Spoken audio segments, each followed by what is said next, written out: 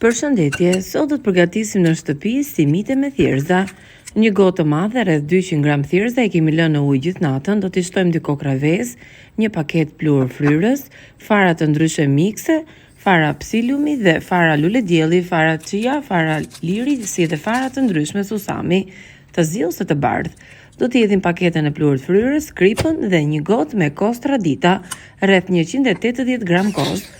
Këtë do ta bluajmë në blenderin e dorës, derisa të bëhet një masë e tillë trash, por jo dhe shumë që të kapet me duar t'i lyejmë pak me vaj dhe i vendosim në forma të tilla në tavën tonë për pjekje. I pjekim në 180 gradë për rreth 40 minuta dhe shikoni sa të shijshme do dalin. Provojeni dhe ju dhe na shkruani cili është mendimi juaj. Lini komentin tuaj më poshtë. Mos harroni të lini komentin nëse ju pëlqen edhe ju bukët të tilla apo i keni përgatitur më parë edhe vetë.